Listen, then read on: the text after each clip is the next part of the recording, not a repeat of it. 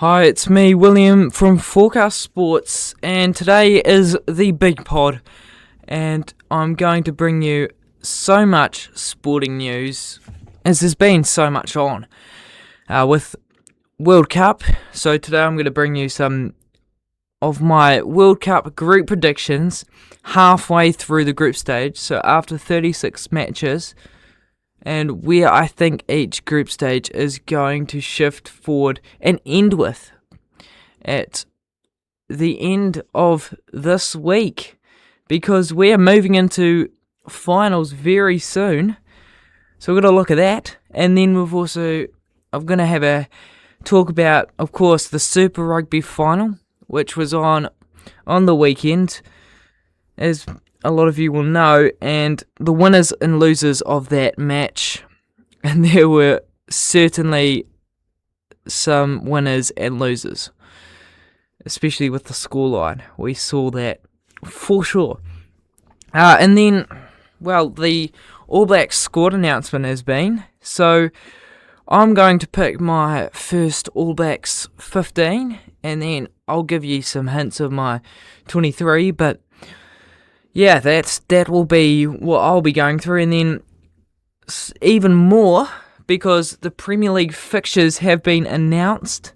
So I'll be ranking each month with an order of what I think the best, most entertaining months will be to watch the Premier League, and then even more. Some other sport in the world that is going on. US Open has just been in the golf. NRL's in full flight, and then after that, at the end, I'll do some 2 World Cup football previews. One will be Scotland versus Brazil, which is coming very soon, and Paraguay versus Australia. So much to look forward to, and I'll be back in a moment.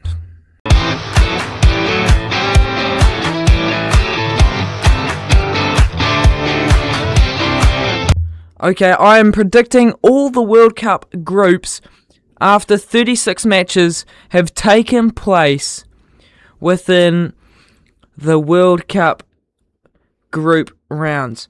So 36 gone, 36 to go. Here we go, and I'll skip through every group and have a few talking points, but overall, just predict where I think they will end. And there are already some sure results, with some qualified and some out of the tournament already. But there is a lot of drama to come within this qualification process. So let's crack into it. Okay, so we'll have a look at Group A. So Mexico, South Korea, Czech Republic, and South Africa. There has been a bit of drama around this group so far. Mexico have qualified already, and that is because of their win over South Korea, which means they qualify top of their group, as South Korea cannot go ahead of them because of the head-to-head rule that they have just applied. And what I think so far from Mexico is they have been a really good host team within this tournament so far. And the game against South Korea didn't seem like they dominated the game. I thought South Korea, until Mexico scored, were the controlling team. But when Mexico put the ball in the net off the South Korean goalkeeper's mistake, it was They woke up. There was a big wake up in the crowd and the players, and we saw that. And they went on to take the win, 1-0, which was a really big win for Mexico overall, because that puts them through top, and that is a huge place you want to be, because that's highly likely going to be a third place side they're going to take on, or possibly a second place side, and they'll be really happy with that. South Korea won't be happy with their second place, and they're not secure at the moment.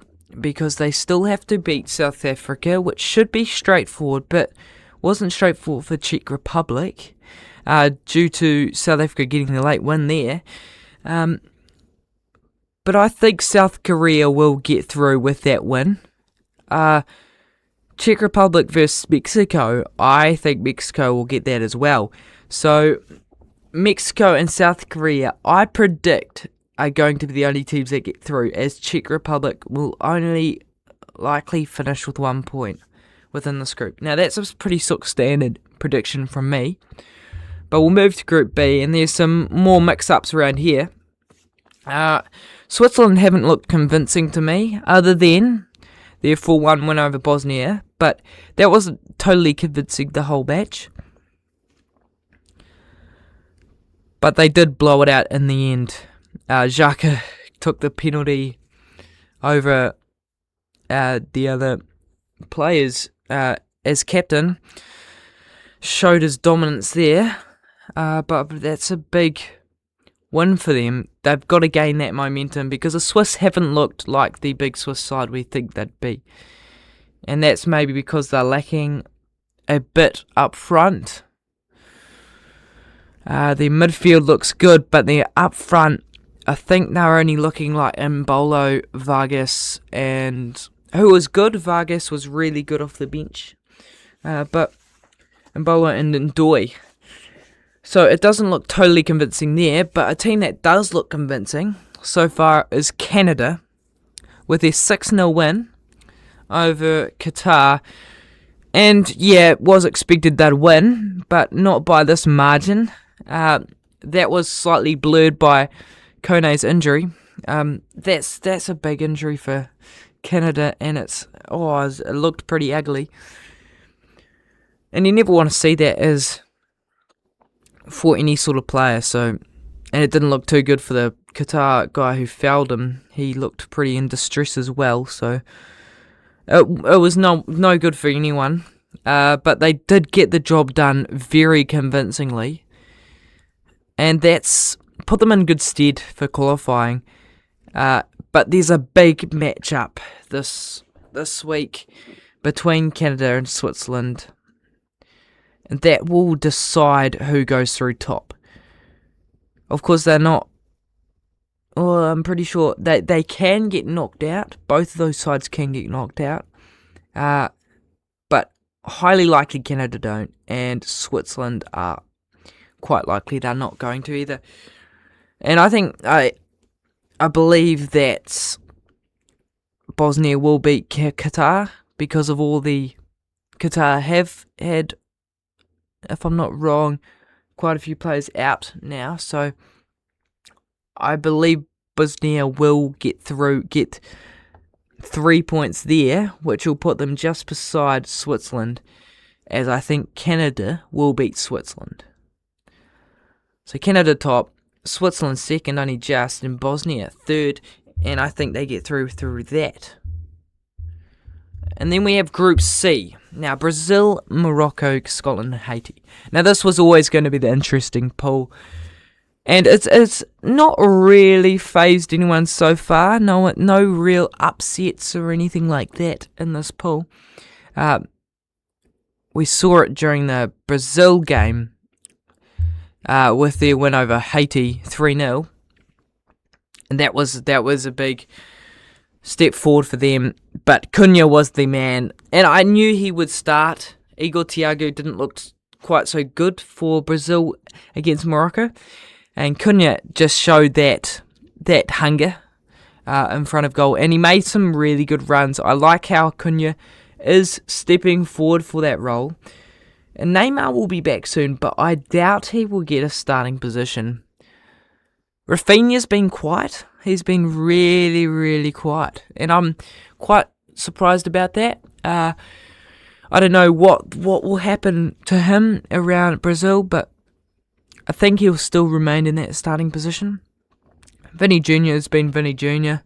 as usual, and it's that midfield that they're just got to keep watching out for when they play the biggest sides, because Casemiro and Bruno Guimaraes often aren't as good at getting defending the whole time, as Paqueta will be moving forward as well.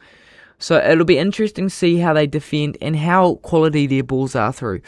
Casemiro played really well with the way he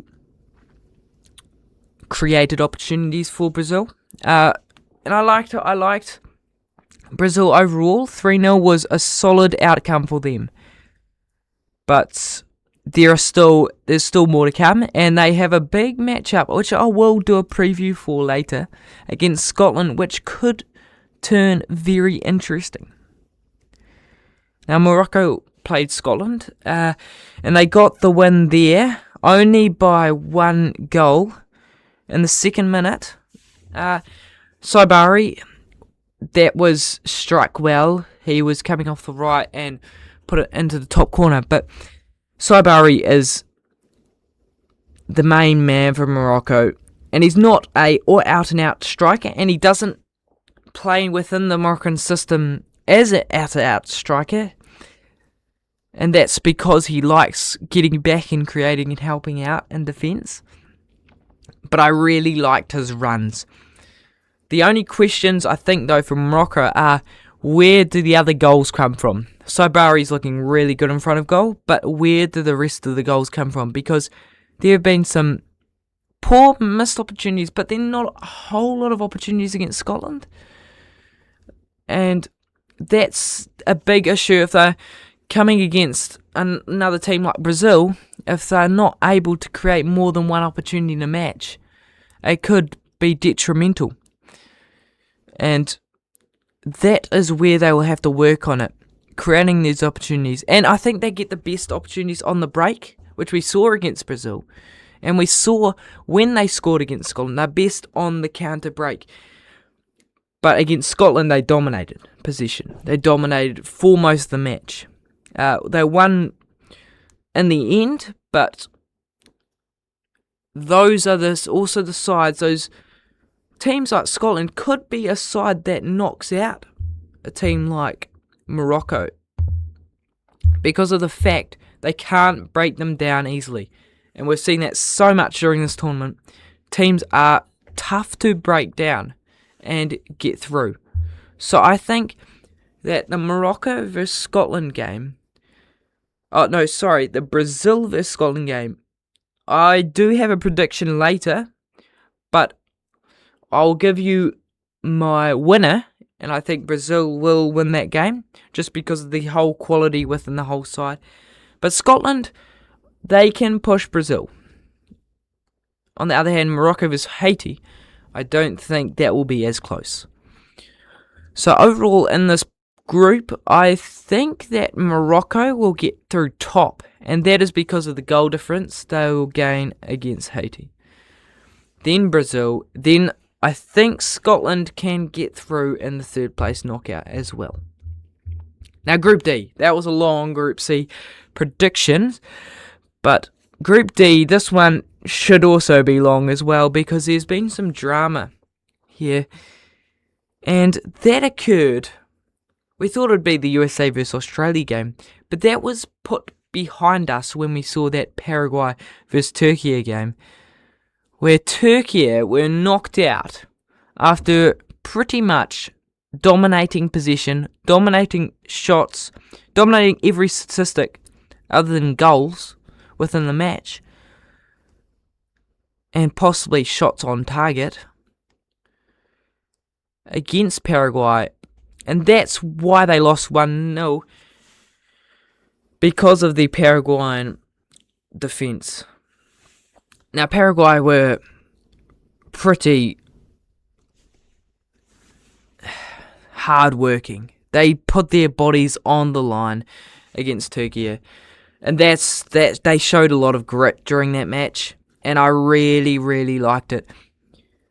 Almiron, of course, was a big talking point with his hand over the mouth, which for some that you don't know, that he covered his mouth, and it was a rule before the tournament was made that they can't cover their mouths when they are in an interaction with another player. And that is because then the camera, I'm pretty sure it's because the camera can't see what they are saying, as often that what he could have been saying was something quite abusive, and it's for the rights of the players. So VAR picked that up, and it's a fair enough call. It's a bit niggly for a red card, but it's fair enough for the rights of the players, and they were told about it. So I think Almiron has made a bad decision there, and it hasn't cost Paraguay much at all, but it could have. It could have sold them a lot, and it could have sold them their place in the knockout. So yeah, he was lucky that Paraguay's defence saved them, because that defence was phenomenal. The amount of shots that were blocked were quite crazy, and Turkey just really didn't have an answer. They weren't so great took so many shots, but they didn't create big opportunities. And you would 100% rather 3 big opportunities in a match and 4 shots than 1 big opportunity and 20 shots, or even 30 in Turkey's chance, because a lot of their shots were outside the box, and we know they like taking shots from long range, and they are good at that, but they weren't good at that.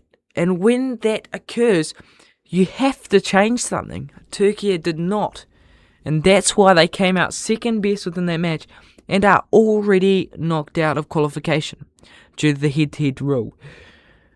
USA against Australia. USA dominated that match in the first half.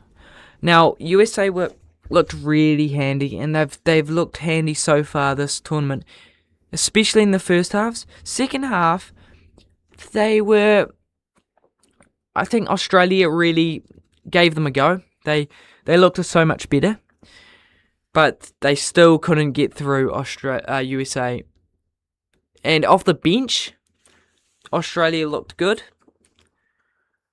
I don't know why Iran Kunda and Metcalf were left on the bench, despite their brilliant performances against Turkey. So that could have been possibly what caused them to lose the game. Of course, it was in the defensive side of the game where they lost because of those 2 goals, but they would have been put back into with a chance if they had scored those goals when they had the chances. And overall, they didn't really have that many chances, especially in the first half. But from here, USA qualified first, Turkey qualified 4th. But the question comes, where Australia and Paraguay meet up, who takes that match?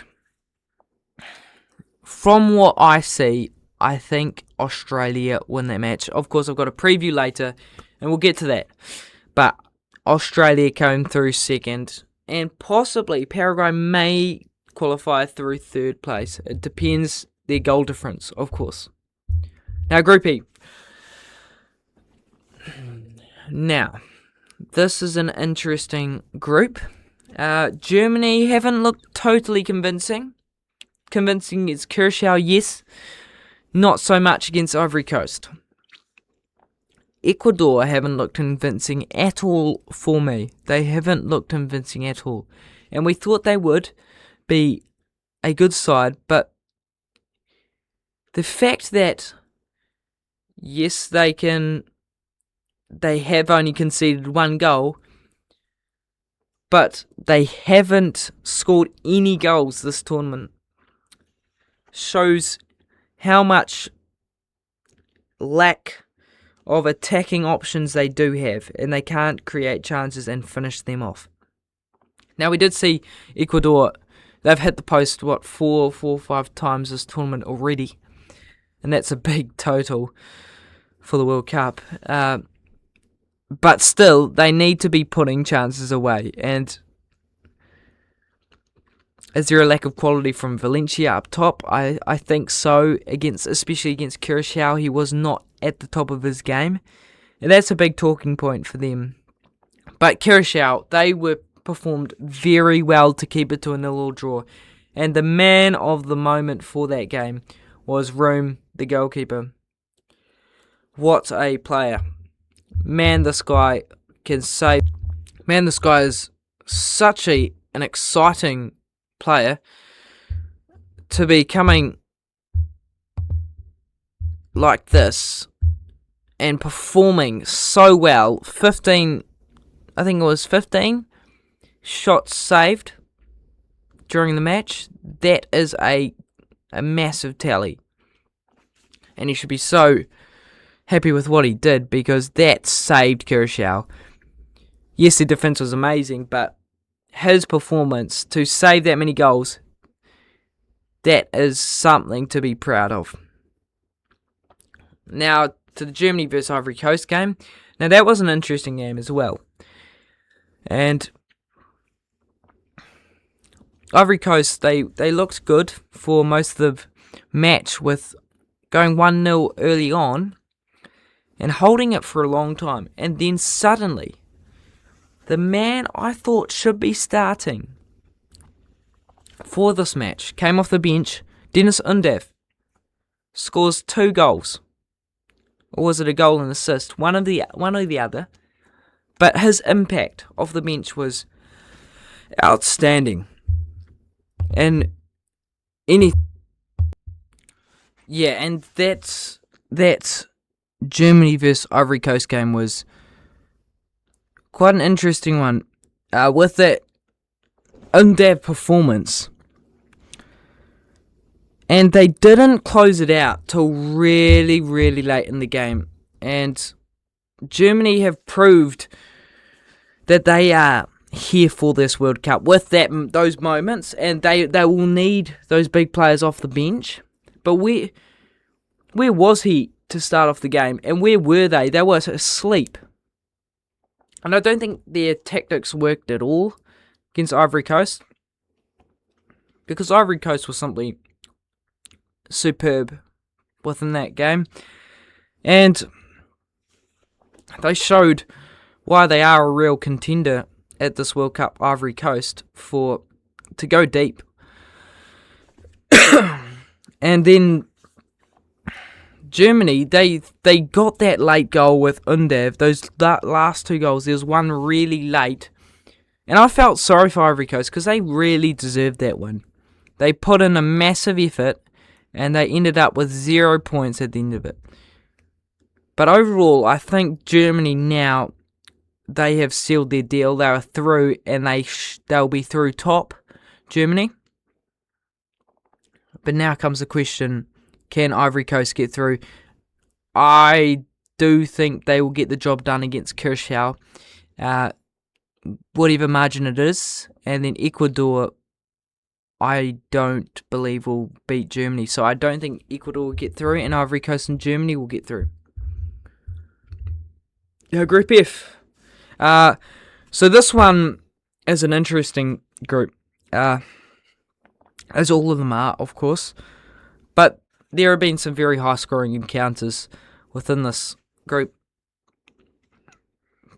So, of course, we had Netherlands play Sweden, and that was a 5-1 blowout.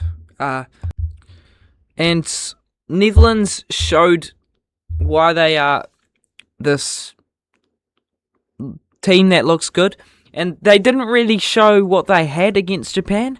They lacked in attack, but then when Brian Brobby against Sweden was up front, I think they looked so much better, scoring 2 goals at the start and got that big win. I don't think Sweden really had a big chance there, but Netherlands blew out the score and showed a lot of determination and produced a statement win there.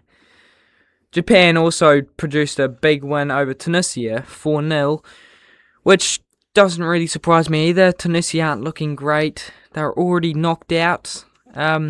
Sweden could get through here, but Japan and Netherlands should get through from this.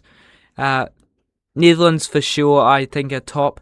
But then it could get interesting, Japan versus Sweden. But I think Japan will get second. Sweden will sneak through in third.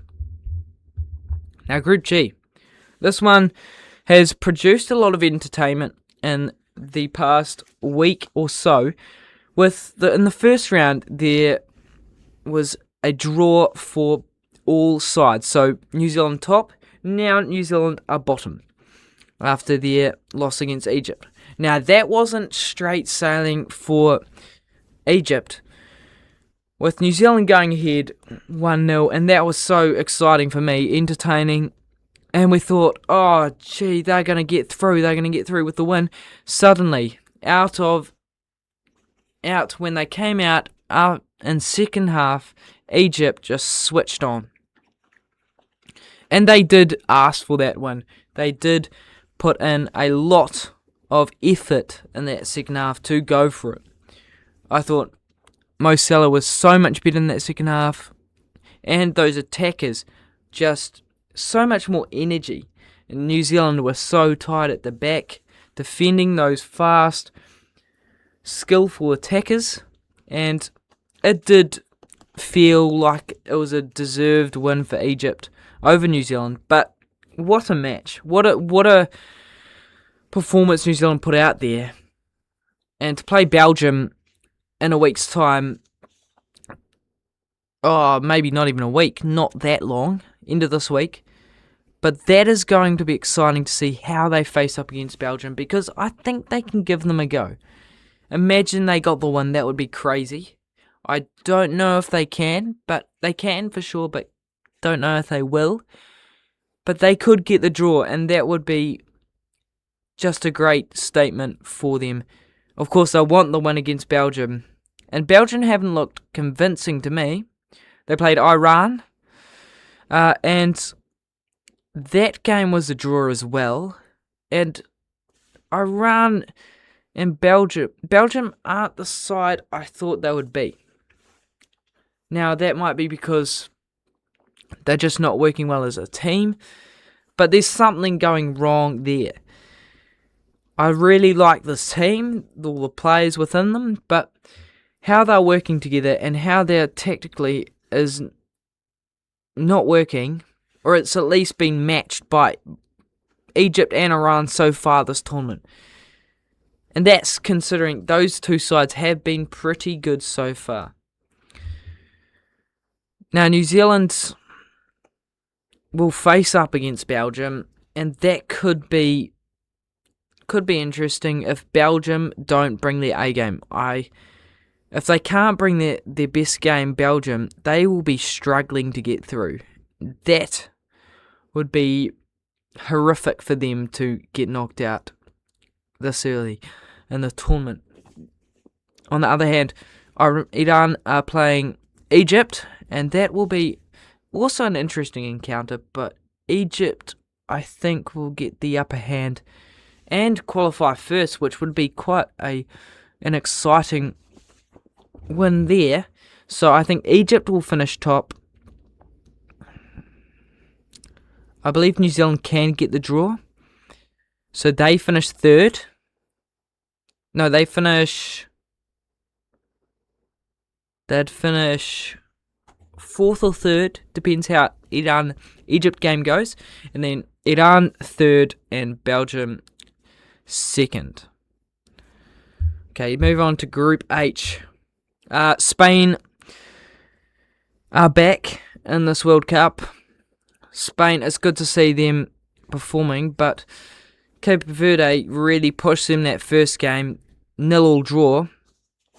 And of course, Cape Verde produced another draw against Uruguay. What a team they are turning out to be. And I can't wait to see how they face up against Saudi Arabia. Imagine they get the win there and finish second or even first. It'll be second most likely. I don't even know if they can finish first. No, I don't think they can finish first. Depends how much they win by. But Spain, Uruguay, that'll also be an interesting matchup.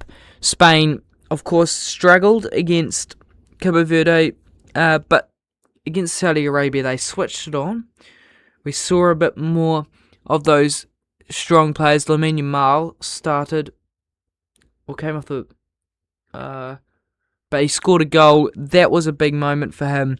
Spain are back. That could have been just a blip, that first game, and they're back in the talks for title, the World Cup trophy.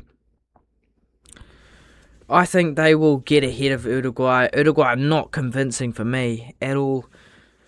And finish on 7 points. Spain first, and then Cape Verde to finish second with 5 points, and Uruguay knocked out and on third place, 2 points, and then Saudi Arabia on 1 point. Group I: Norway, France, Senegal, and Iraq. This has been a bit of a exciting pool to look to for the Stars. And Elise and Mbappe definitely turned up against Senegal in that second half. First half, it was quiet. It was pretty even. And I thought Senegal really had a shot for this game. Suddenly, out of the break, Elise and Mbappe.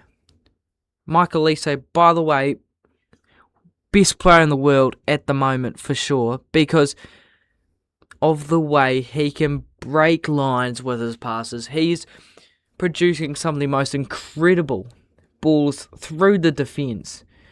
And now that we saw a few moments where he produced some incredible passes to Mbappe, and Mbappe scored. When those guys are firing, they will be nearly impossible to stop.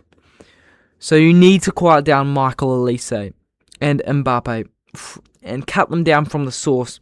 Not allow them the ball, not allow them space. Because when they have space, they control the game. They produce magic. And that's where France are most dangerous. France, I don't think, are going to get challenged too much within this group stage, despite Norway. Just because the fact their team is so balanced all around the park. So they should get through with 3 wins. 9 points. If they don't, that's a disappointing result for them. Then in second place, now this is another conversation here. Norway or Senegal. This is possibly my most exciting matchup to come for this group stage, because these two sides are pretty even, I would say, because Norway have that form, they have that exciting attack. The way they are playing is looking really good, using Nusa now down that left flank, and he's kind of directing them away from Haaland defences, stretching defences, and producing opportunities. And I love that with Norway. I really think they can be dangerous, especially when Haaland has space and time. He is nearly the hardest man to stop in front of goal when he has space and time. Senegal will match up with this though. They are looking like a really balanced side. I like the looks. They just maybe need to fix up a few of their finishing and chances they create. I don't think they could have done much to stop the French momentum during that match, because they were just playing as the best team in the world would. And that's so hard to stop for a team like Senegal. But I think that will end in a draw. So it will come down to goal difference. And Norway will edge them out there. So I think it'll be France top, 9 points. Norway second with 4 points. Senegal with 4 points as well. In third place in qualifying. And Iraq 0. Because they have the hardest group in the competition. Now, this is the Messi show, and we saw that last week. Group J, Lionel Messi hat-trick against Algeria. Man, this guy is incredible at the age he is to be performing this way. Now, Argentina know they've done it in the 2022 World Cup. They know they have to work around Messi, and they did that very well during their most recent game against Algeria. They got him the ball, but Messi did go around looking for the ball.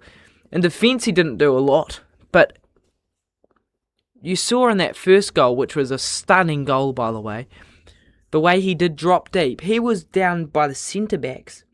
He dropped deep, won the ball, and was straight forward, weaving in through the midfield of Algeria like it was nothing, and then putting it into the back of the net. This guy could be something. Could produce something incredible this World Cup yet again. Is Argentina still the quality though to help him in that way against big sides? I'm not sure, but we know it's Lionel Messi. This guy is going to be incredibly difficult to stop this World Cup, despite his age. And against Austria, I don't think Austria have much of a chance. And I was thinking Argentina, they won't look that good because Messi won't even be starting. I don't think he'll be anywhere near like what he was in 2022. But he just proved to me this last week that he is still top quality, world class, and can produce those moments he did in 2022. Maybe not to exactly the same standard, but to a near enough standard to be called an incredible player. So I think they'll finish with 9 points here. Argentina, not too much to worry about. Austria, I don't think they'll struggle too badly. But that is going to be a good matchup, Austria versus Argentina.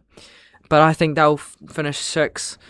And then that could be a 1-1 draw between Jordan and Algeria, because Jordan aren't looking too bad. So possibly only those top 2, Argentina and Austria, get through here. Group K. Now, Portugal have been in the media everywhere. And there's been a lot of talk about Ronaldo. And João Neves, when he said he called Ronaldo a normal player, which I think it's controversial, and there's a lot of opinions about this. A lot of saying, Ronaldo's a star, you've got to treat him like a star. Ronaldo is... But then again, people are saying Ronaldo should be benched, because he's you can't overlook what he is now. He is not the same player as he was before. In my opinion, I think Ronaldo should be given another shot. But I don't think he is the player and when everyone knows he's not the player he was, but Portugal will not. They cannot be convinced that he has to start. They can't. Roberto Martinez needs to know that he doesn't have to start. Like, he can't just commit to Ronaldo just because he's Ronaldo. Because of that aura. Because you can't do that. He come off the bench, impact off the bench, that's some impact. But you can't look at him and say he has to start every time, because you need to look at this team. In World Cups, it's all about the team and how they work around each other and work around these sort of players and egos. And it's all about being able to find that balance within the team, how they work best. And if that's Ronaldo on the bench, it's Ronaldo on the bench. And I think that is clear now for me. So they need to work that out soon. Otherwise, knockouts, they might struggle. And they've got to get there first. And I don't think Uzbekistan won't be fully a rollover. But as Colombia didn't really convincingly win, 3-1 win to them, but it was only late that they pushed out that lead. Colombia could be interesting against Portugal. That will be an exciting matchup as well. So I think Portugal should shine out here and take this group, but I don't think it'll be clean sailing. I think Democratic Republic of Congo may get through here. So I think Portugal will win this group with 7 points. I think they can get those 7 points they need. But then I think Congo will finish with 4 points. And Colombia will finish with 4 points. A draw between those two sides. As Congo are looking really handy. So overall, that means... Oh no, Congo 5 points. So overall, I think it will finish Portugal, Congo, and then Colombia, who will also get through. Okay, last group. Let's get through this. Group L. England, Ghana, Panama, and Croatia. Now, Croatia weren't exactly what I thought they'd be, or what everyone thought they'd be against England. England were on another level in that second half, though. They looked really handy. First half was a bit shaky, was a bit interesting. But then the tactics got moving. They started playing attacking football. And they were making a lot of opportunities. I think this is going to be a high-scoring pool because of the fact there are some... Panama and Ghana won't be rollovers, but they will be sides they can put goals on. So it could be interesting to see how England and Croatia face that. But as we saw in that first match, England vs Croatia, 6 goals overall. That shows you the intent from these teams. Attacking football is what they want to play here. England should top the group 9 points.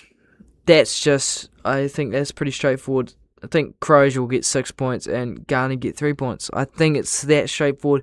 And I haven't predicted many upsets because I think they have been. I don't think we'll see too many more upsets just because of the fact that these teams will be warming into the World Cup.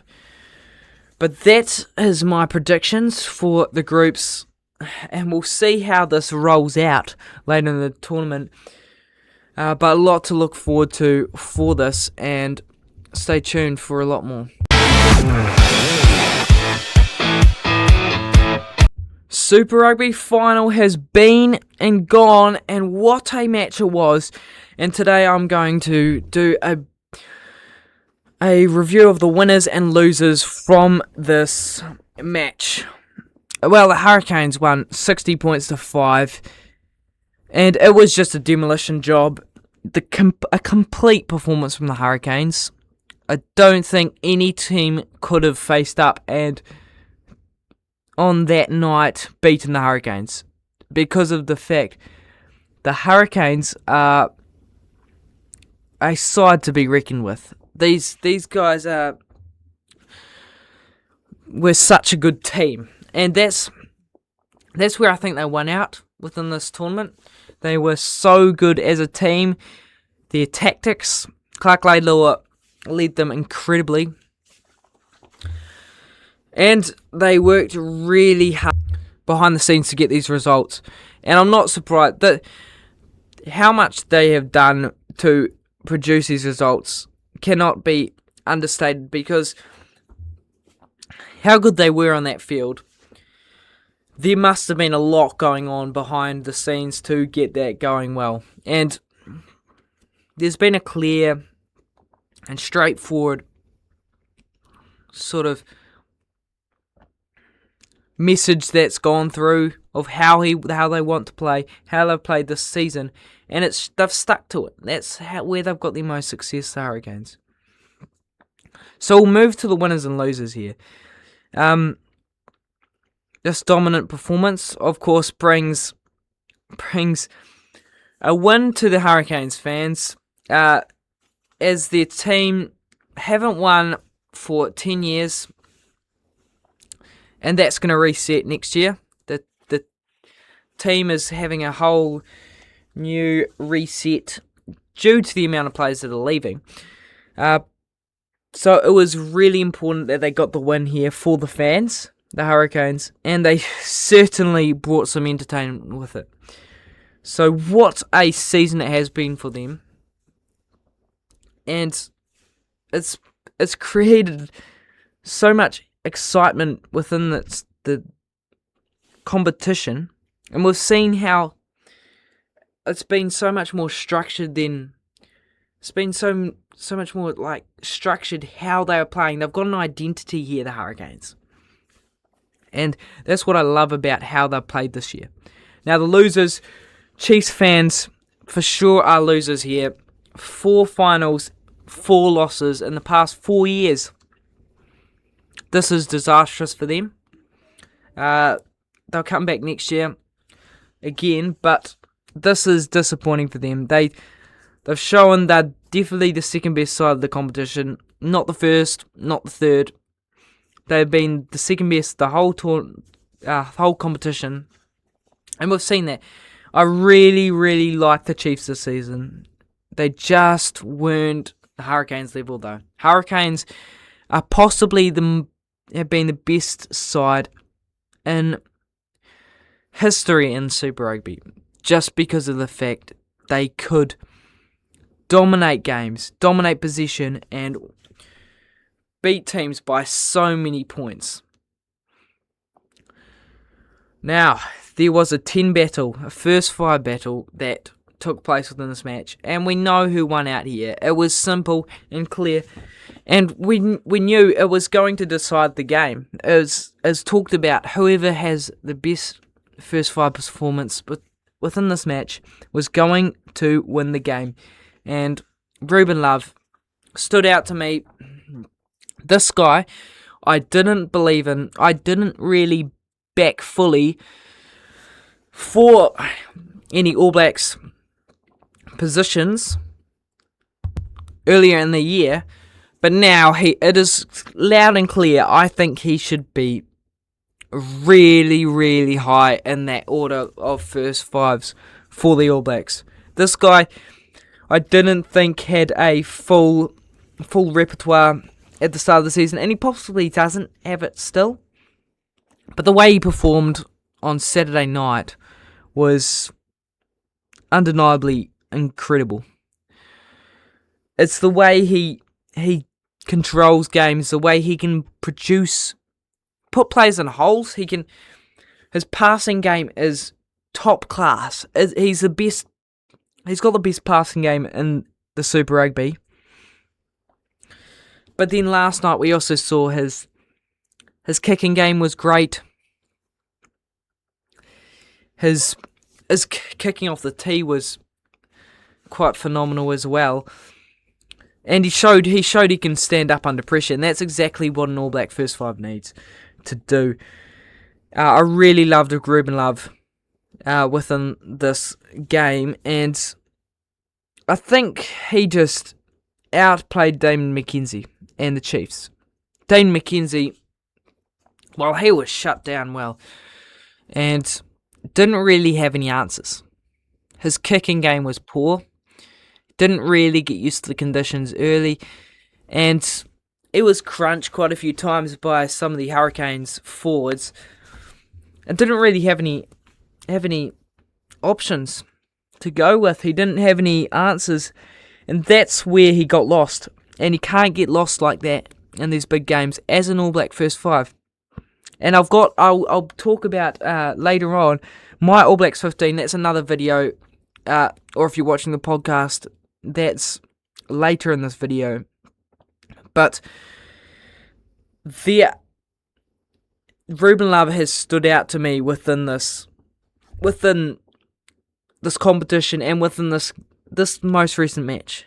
And I know Dave Rennie won't be swayed too much by one match, but this guy is on another level, and to see he can produce it at one of the highest levels of rugby shows to me he has got it to take that number 10 jersey. And he won't be an automatic success for sure as an All Black, but that's another conversation from now. Also, other winners for the Hurricanes, because they were the only real winners within this match, because no one else stood out to me from the Chiefs. But it was Whittingham Nufo and Josh Morby, the wingers. They won the winger battle by far, and they've won every winger battle this season. 17 tries apiece. Both got the try scoring record this game. Morby scored 2, Whittingham Nufo scored 1. And they both got the All Blacks call-ups. those guys are the end of success. They're the result of how much work has been put into the Hurricanes and their try-scoring records, because they cannot do it without the backline they have had, the forwards who produce the ball for them, but they have to finish it off, of course. Those wingers, they've shown how good that they are at finishing off tries and have been a crucial part in the backline. They've not only put it in attack, but put big efforts in defence as well for the Hurricanes. And when they have the ball, they are so difficult to stop. Now, these guys have been on the end of so many great backs moves this season for the Hurricanes, and I've really liked how they've worked with them and used them. And that's those breaks they can make within the backline allow, obviously, line breaks and meters, and then suddenly they swing it wide to the wingers, Finn Young and Josh Morby, and they finish. And that's where they've got their best success. And that starts with Ruben Love, obviously, his passing game, putting Geordie into space. And Geordie, his ball running ability, Billy Proctor, his offlining ability, and then on the wing, that finishing ability. So it's been the whole backline for the Hurricanes that has won the matches, and it's that balance you need as a team that's going to win competitions. They always have balance within their whole side. That's especially what the Hurricanes have had. They are the most balanced team possibly in history of the Super Rugby. Now, Carter and Taumawhilau were losers within this match as wingers. They just didn't get any ball. And that's what won the Hurricanes the match. Dominated possession. And Chiefs couldn't get it to their playmakers. They couldn't get it to the guys that did stuff because either they kicked the ball away, they made mistakes, or they didn't get the ball in the first place. That's because of the... I'll move on here. I can link it to the next point. The great work the Hurricanes forwards have done at getting turnovers and keeping ball. How much work have the likes of Asafo Moore, Xavier Numia and Warner Dearns done for the side, plus numerous other, Duplessis Karifi, for example. Those guys have they've got nailed within them the principles, the things they need to do right, and they've done it right. They've done the work every time. They've cleared the rucks, they've kept them safe, easy ball for the backs, and then when they're in defence, they can so easily transfer and make a turnover with the ability of Warner Dearns, for example, line out steals. Duplessis Karifi making turnovers. They've got so many big players within their side that can turn over the ball, get them the ball, and then suddenly they've got possession again. That's their biggest strength here, keeping possession of the ball and being able to plant from that and use that as a base. Now, the forwards for Chiefs lost this match. Taukei'aho, Tupavai and Jacobson, they could not beat the Hurricanes. The Hurricanes, when they're on their day, are unbeatable. And that's what they were this game. And these forwards could not have that ball. They could not find the ball. They could not get the ball to be able to help their backline attack. We saw Taukei'aho was probably the best out of the Chiefs, I think, when he had the ball. But when he didn't, they had to tackle. And when you're tackling too much, it's never going to end well for your team. And it didn't for the Chiefs. Ended out losing overall. And that couldn't have happened. The win couldn't have occurred. And the wins so far this season, altogether this season for the Hurricanes, couldn't have occurred without their bench. Their bench is such high quality, and they don't lose nearly anything when they bring the likes of Cam Roigard off, because they have a player like Inari or Kini Naholo. Kini Naholo, he'd be starting for any team in the Super Rugby, except for the Hurricanes, because they've got such good wingers at the moment.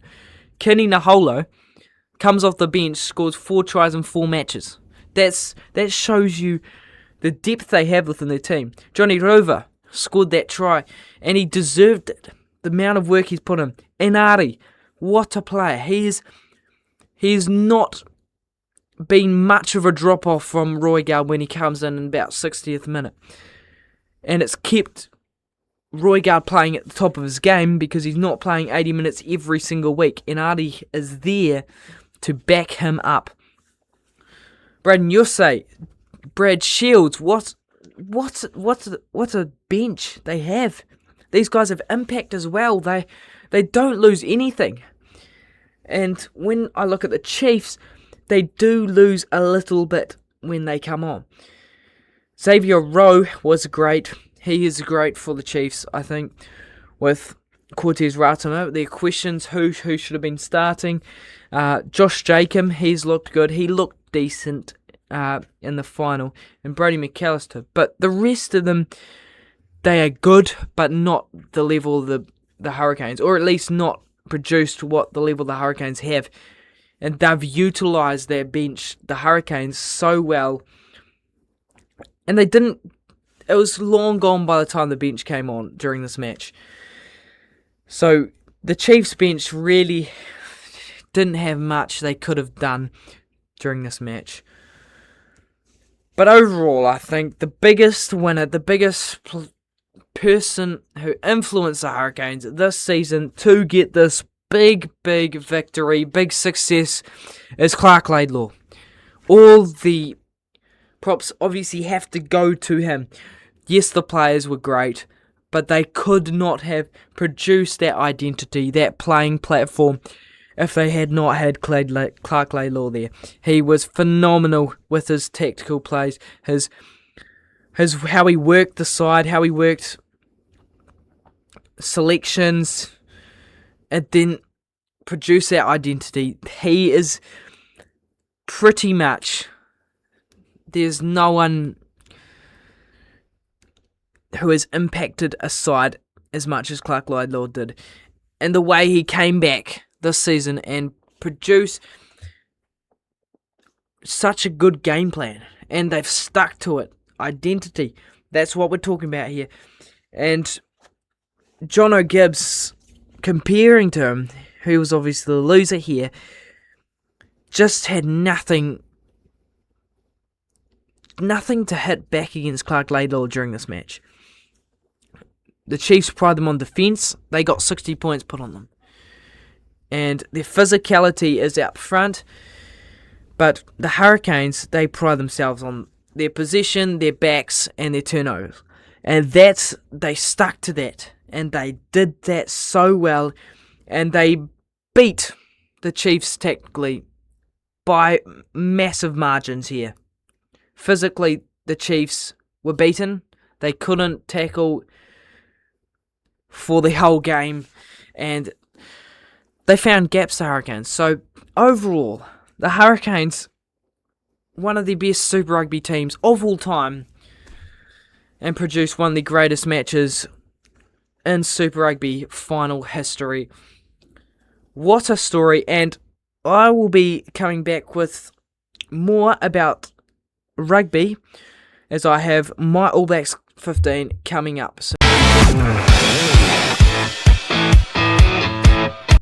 Okay, I'm producing my All Blacks starting 15 as the squad has been announced today by Dave Rennie, and there are so many big talking points within the squad, but I think there's, for me, a 15 that I have here that is a really high quality side.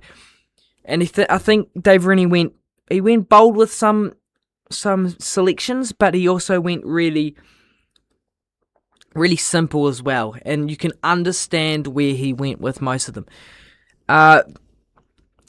First of all, I'll talk about the captain selection. Now, there were some possibilities. There was Cody Taylor, there was Geordie Barrett, but I think it was clear that Ardie Savea was going to take over the captaincy. Yes, he's not a speaker, he's not a captain that likes to take rivetsy run with his speaking, is how he talks, but this guy is a phenomenal leader with his actions. And I think Ardie Savea will be pivotal to how the All Blacks play this season.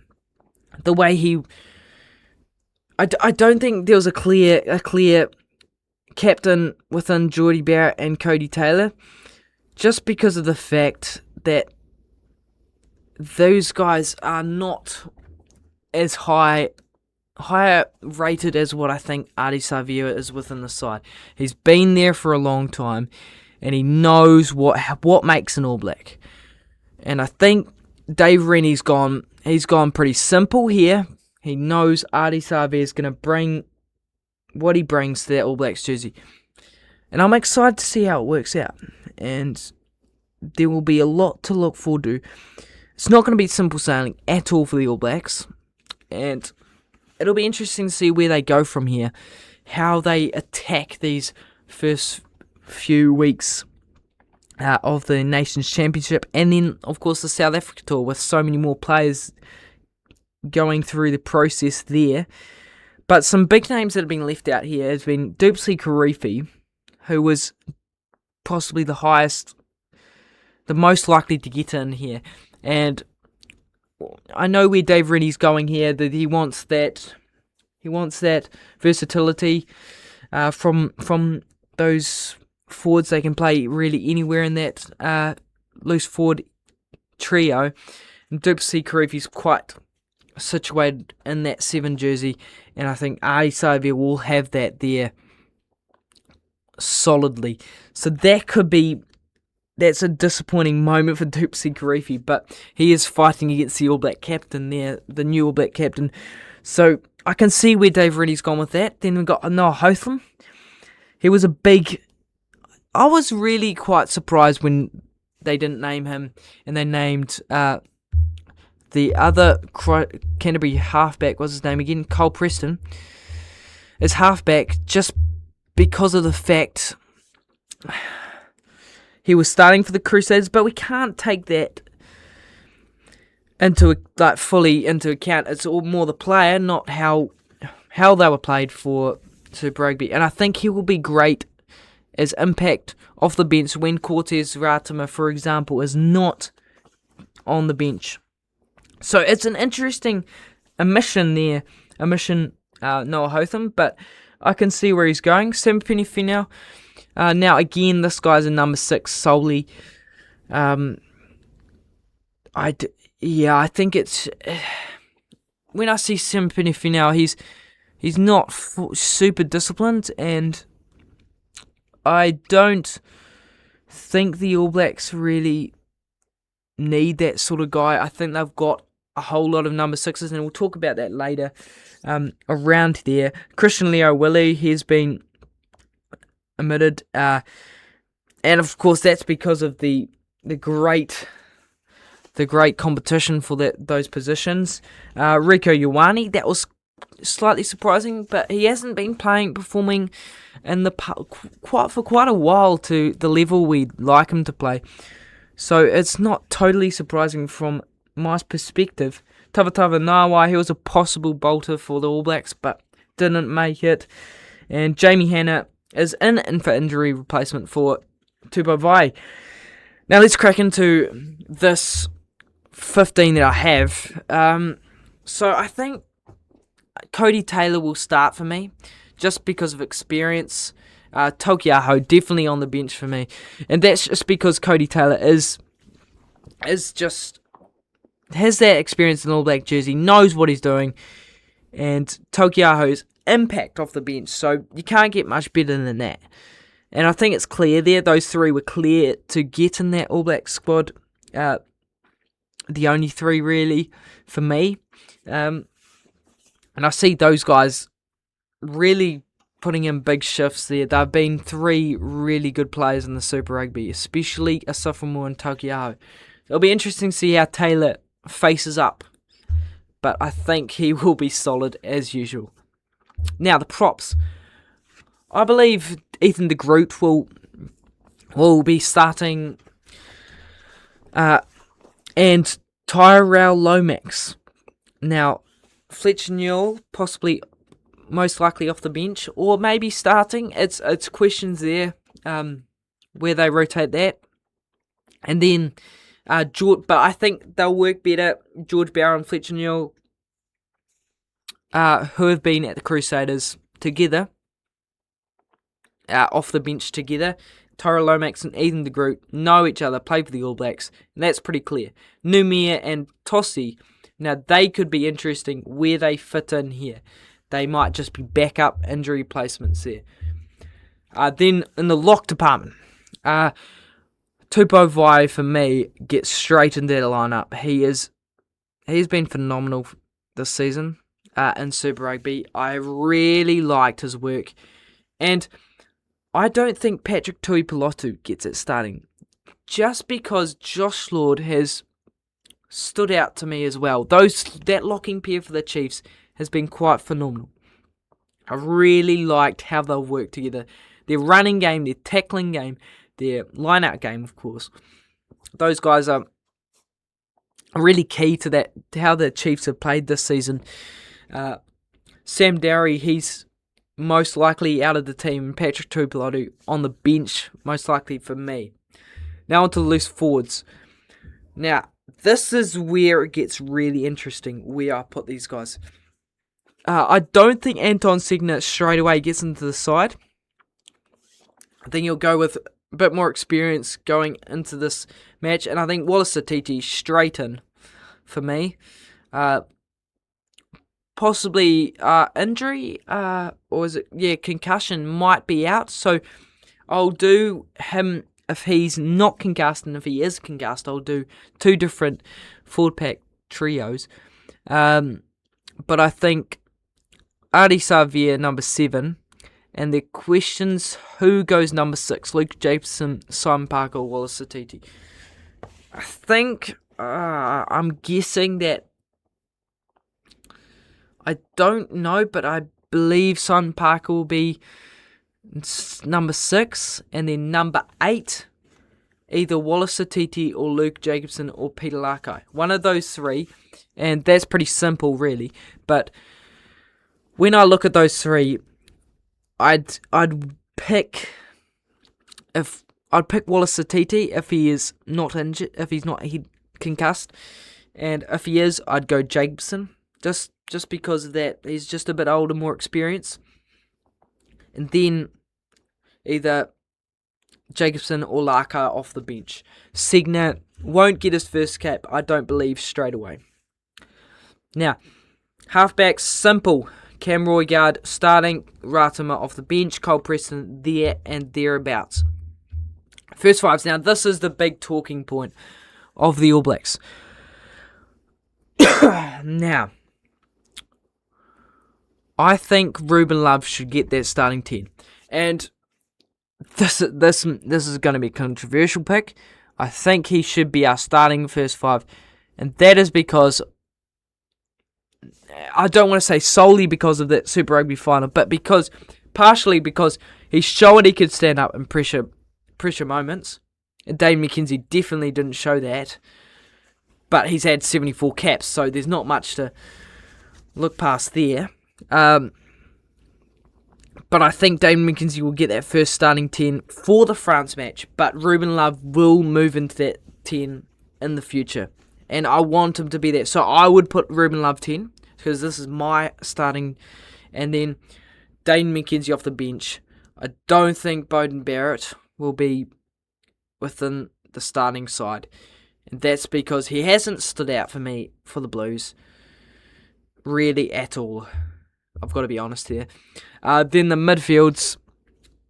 I think we all want this to be Geordie Barrett and Quinn Tupaia. Obviously, Quinn Tupaia, Super Rugby Player of the Tournament. What a season for him. He's really showing what he's about. And then I think Anton Leonard-Brown off the bench. That guy, he's got the experience under his belt. And Billy Proctor around and about. And he might fit in there against Italy or so. But Geordie Barrett, Quinn Tupaia, 12 and 13 for me. And then outside backs. Now, these get interesting as well. When I had a look at this, I think we straight away go Will Jordan, fullback. And then it's those four. Questions, I think Josh Morby will be more as a fullback, and it'll be more Will Jordan cover. And then for the other three, I think Caleb Clark has to start for me. And then because of the fact that Whitianga is in such good form, he's starting as well. Now, that may look pretty inexperienced to start off with, but Leo Okada doesn't have a whole lot of experience either, and he's coming back from injury. He did show a lot of good form against the Reds, but I think that for him, it's about working him back into that All Blacks team if he can get back in because of the performances because of Whitianga. So that is my team, and there's so much to look forward to for this All Blacks team within the future, and so much to delve into because there's going to be some questions, there's going to be exciting moments, some questionable moments, and it'll be interesting to see how it all ends up. So, thanks for listening.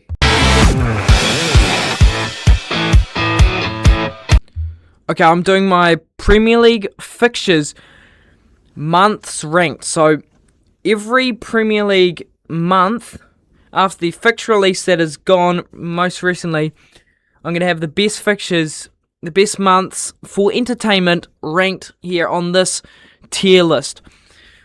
So I have every single month here, and we'll go in order, but August for me. So I'll have it. First, we'll start with August, of course. So in August, we have the newbies, Coventry City, playing Arsenal at home for Arsenal. That'll be interesting, but then it might also be a blowout. Who knows? Coventry versus Hull City. Hull. And then Villa versus Arsenal and Spurs versus Newcastle. Now that doesn't really stand out too deeply for me. It's an interesting one, and it could get all right. But I'm putting this. I don't mind it. There aren't really big matchups within that stand out. So I'm putting it average. Now September. Arsenal vs Chelsea, that's London derby. Manchester United vs Manchester City, that's the Manchester derby. That's a big one because it's also at Old Trafford. So that will be really interesting. And it'll be interesting to see how Enzo Maresca faces up with that and Michael Carrick. Sunderland vs Arsenal. That'll be an interesting one as well. Bournemouth vs Liverpool. That could be exciting, but we never know really at this point when we haven't really seen the teams face up. So I like this two really good derbies, and I think a lot to look forward to within that. So I'm putting it in good here for September. Now October, Liverpool vs Manchester City. That's always a good match. Newcastle vs Aston Villa. That's also a good match. That's sort of the PSR, the teams that get most affected by the PSR rules. Them who have been knocking on the door for the top six, the big six, for a while. But those two sides facing off. Chelsea vs Spurs, London derby, and Sunderland vs Leeds. Obviously the relegation battle from last year. Now, I also like this, but it's not amazing. I'll put it in good as well with September. November. Now, Liverpool versus Arsenal. Liverpool versus Man United. So big month for Liverpool. Arsenal versus Manchester City, and Everton versus Liverpool. Now I really like this month. Big matchups for Liverpool. New manager Andoni Iraola, and it could be really pivotal of how this season ends up. And it's ending towards the end of the year where it starts getting into that grind, trying to get those wins. And if you've sort of sorted out how your team's working and how every team's tracking by then, so I quite like this. I'm putting it in great here, November. December, Coventry City versus Ipswich Town. That's obviously a promotion battle. Newcastle versus Sunderland.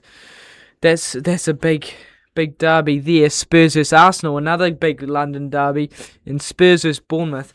So I like December as well. This is quite an exciting month. A few big derbies, and then big matchups. So I'm putting December as great, as it's crunch time in the season as well. Getting those big wins away and getting some momentum into the new year. Now January, transfer time in the year. This one is stacked with matchups. You've got Bournemouth versus Aston Villa, Ipswich versus Coventry again, Ipswich versus Hull, Man United versus Liverpool again, Liverpool versus Everton again, and Manchester City versus Arsenal. This is an elite month. This is simply so many derbies, so many big moves, and transfers all through it. So this could be a massive month of Premier League football, and could really decide who starts taking momentum into those last few months of the Premier League. Now February, Arsenal versus Liverpool, Manchester United versus Arsenal, Manchester City versus Newcastle, Newcastle versus Chelsea. Now this is good, but it's not great. It's alright, it's got some decent matchups there, but no derbies at all. So I'm putting it as average. February. Now March, it's warming up. Title race is warming up here. This could even be where they win it, because it could come early. But Chelsea versus Arsenal, London derby. Manchester City versus Manchester United, Manchester derby. Bournemouth versus Newcastle. That's a decent match. And Arsenal versus Sunderland. Now I also like this. There's two big derbies there. That's in the good column for me. April. This is where it gets heated. This is where the positions are coming, where everything starts rolling forward. Hull versus Coventry, Chelsea versus Manchester City, Arsenal versus Aston Villa, and Everton Bournemouth. Now those are pretty poor. Those are the best games for April, and they're pretty boring ones really for me. I'm putting this as poor April, despite the fact it's near the end of the season. But in May, it heaps up a bit more. Arsenal versus Spurs, Sunderland versus Newcastle, Spurs versus Chelsea, and Manchester City versus Liverpool. That's a great finish for that. So those months probably a terrible tier list from me, but I quite like that.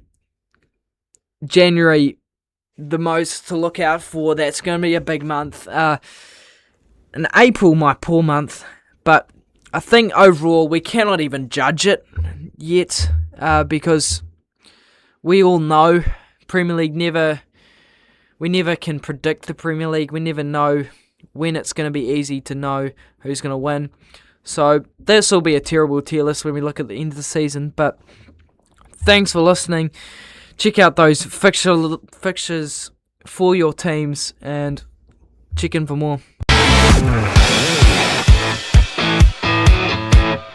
Okay, I'm doing Fast 5 sports events that have been happening across the world and New Zealand. So I'll whip through them, and they've been the biggest events that have been going on recently. Obviously, the US Open. Yep, my Fast 5 sporting events now. So the US Open's been on, and Clark had a 6-shot lead going into round 4, and he scuffed it to end on 4 under, but he still won the US Open, so that was a big result for him. +3. 3 over in his fourth round, while Burns got finished with 3 under par. Made it really entertaining golf. Scotty Scheffler got even, and McIlroy, he had a good first round, ended up with 6 over. So disappointing for him. Then in ANZ Premiership Netball in New Zealand, the Southern Steel beat the Tactics 60-54. That's a big result for the Steel, who Tactics won last year. So that was the elimination final. So Steel playing Mystics in the final this weekend. In the State of Origin, the Maroons won 44-24, taking it to the third game. That's going to be an exciting third game, isn't it? With the Blues needing a bit to recover from that. It was a bit of a demolishing from them. And it's going to be an exciting third game, of course. And hopefully the Maroons win. Warriors news. They won 38-20 over the Cowboys in the NRL. So they're back in business. 2 defeats in their past 2 games before that. So this is momentum, and are second in the table now. So it's good news as they push for the final spots high in the ladder. And then in the cricket over in England, New Zealand played England in the second test match. And Matt Henry cleaned up England, 11 wickets in the test. This guy is some legend for the Black Caps at the moment. He's producing in all formats some great results. So I'm loving Matt Henry as that solid player you can just look to when times get tough.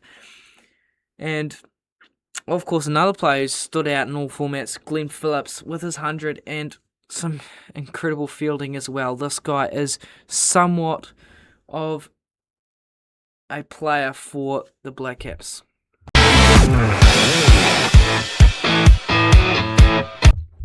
Scotland are playing Brazil in the World Cup, and it's going to be an exciting matchup.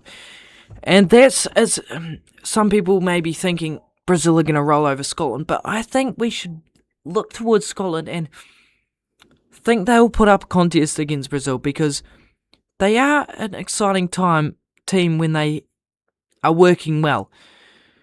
And they showed that in qualifiers. They're an entertaining side to watch. But this game, of course, is on Wednesday the 24th. Group C encounter, Morocco and Haiti are in the rest of the pool, and it is at Miami Stadium. But what's on the line here is currently Scotland are on 3 points and currently can go through in the top 2 if they beat Brazil, which would be quite a statement win. And then Brazil are on 4 points, so pretty much finished through, but if they win, they should go top. And that's exactly what they want to do in that group. Now, of course, Scotland lost to Morocco 1-0 in their most recent match, but they did perform decent in the second half. They showed a bit of energy, and they produced quite a few opportunities, and they pushed Morocco, and I think they'll be able to push Brazil in this game. Brazil, on the other hand, they won 3-0 over Haiti, and it wasn't too much competition for them. When I look at these two lineups, their strengths, Scotland are so good at staying in games and producing down the wings. Especially, I think, Gannon Doak off the bench. And when he was starting in the first game, he is quite tough to shut down on the wing. So I think they will look to him possibly to start during this game. And those wingers are clearly their best options when they are breaking down those lines. The issue is, though, their finishing. They don't have that strong striker for Scotland, and they need to be able to finish because they can't put through those goals they need. They've only scored 1 goal so far this tournament, and it's going to be key if they want to get through to score goals and get through and get far in this competition. Brazil are strong, playing through their lines. We know Brazil, they are good, skillful players. Brazilian-styled football always entertains, but they're good playing through the lines. Cunha made some really good runs against Haiti, and he scored 2 great goals. This guy is going to be a guy they target for. And their wingers, of course, Rafinha and Vinicius. Vinicius mostly because Rafinha's been quiet so far, but Vinicius Jr. could be a big player they target for during this match, and they like playing down those wings as well. They are weak though behind their fullbacks. Possible weaknesses just because of they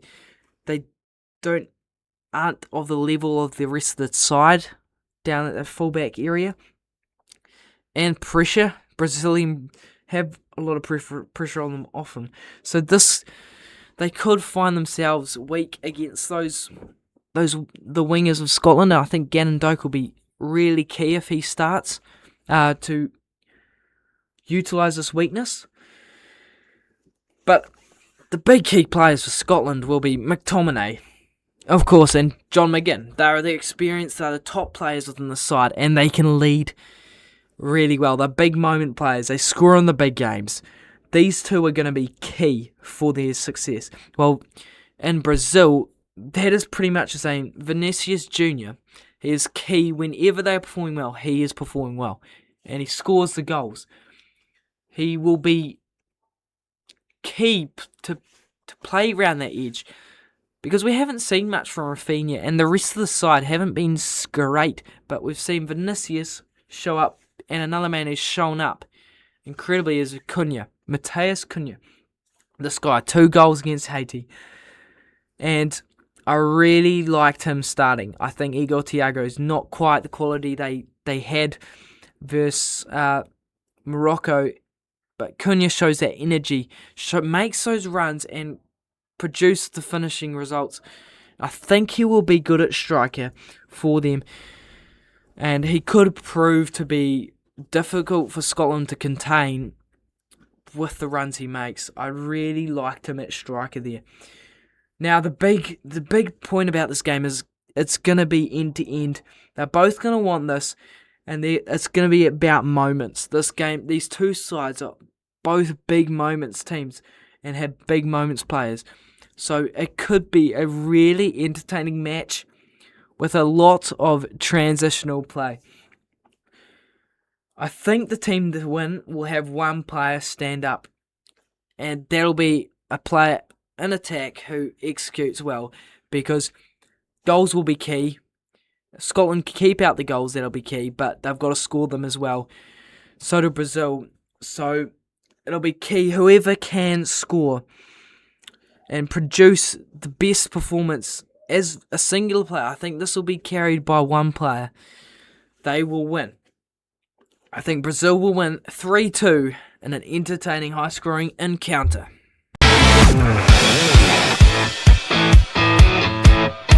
Now, Paraguay are playing Australia in Group D, and this is going to be a key match to these two sides' qualification and where they qualify within the group. Now, this game is on Thursday the 25th over in San Francisco Bay Area Stadium.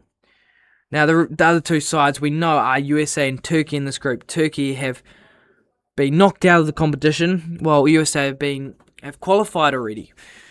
But these two sides still betting for their qualification and for that second and third place here.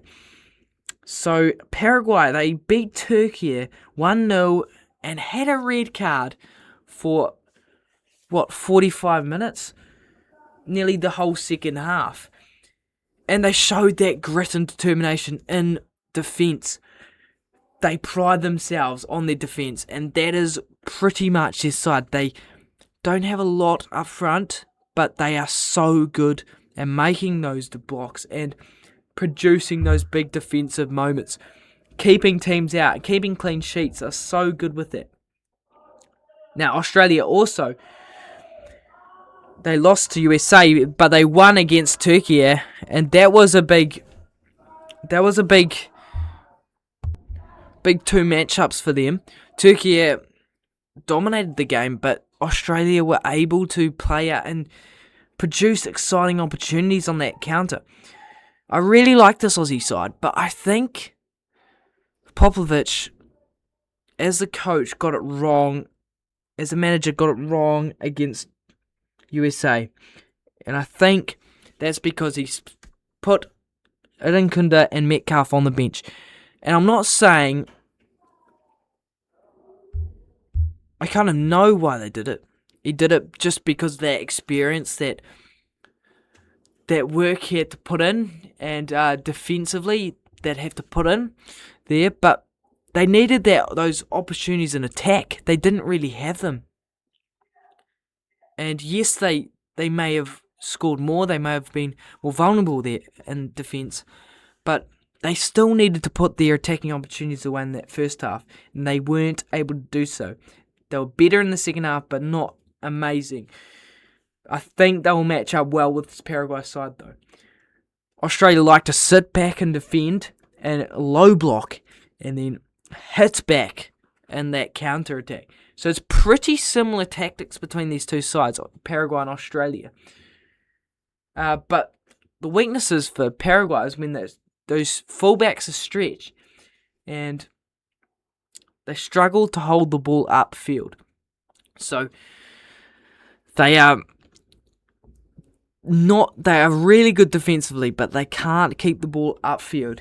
Whereas Australia struggle defensively when they try going to attack, because often their backline's pushed too high and it's messy, and teams can break them down that way. That's where the best opportunities come for teams, when they're broken down.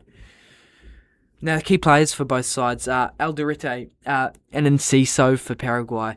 Enciso will be key to putting in a big performance here. They need to score goals, and Enciso, he's looked good, but hasn't quite scored. He hasn't scored the goals yet. So I'm excited to see how he faces up against Australia. They're going to need that creativity against Australia to win this match. Alderete, obviously, his defensive contribution is major for this side, and Gomez. So it'll be really big to see whether they can keep that defense's attitude up. And another big defensive player for Australia is Beach. Now, he put in an incredible performance against Turkey, just like the rest of the defence. But I think he's key as well to keep Paraguay out in the big moments. And if he can, because Paraguay may not get that many, that will be big to keep that clean sheet. Idankunda will be massive as well. I think he'll start and produce those big opportunities going forward. That speed to get behind fullbacks and produce big opportunities like he did against Turkey. Now, when I look at these two matchups, Almiron, of course, won't be playing because he got that red card, so it'll be a lot different.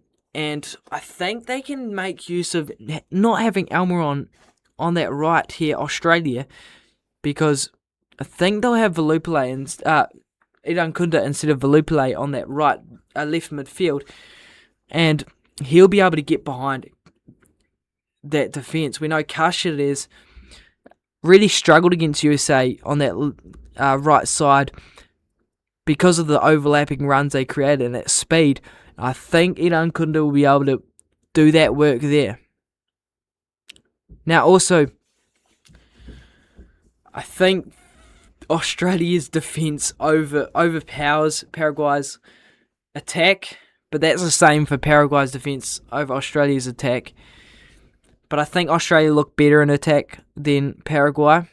But Paraguay might even look better for me. Yeah, they probably look better for me in defence, even though USA did rip them apart. So it'll be interesting to see how they match up here. But we know it's going to be a defensive match with high quality defences. And they'll take turns in attack, these two sides. I think it'll be a bit of a transitional match with one takes turns to dominate the play. I think the team, though, with better quality linking forward and getting up there to take the opportunities will win this match. I think that will be Australia, and I think they'll win 2-1 over Paraguay.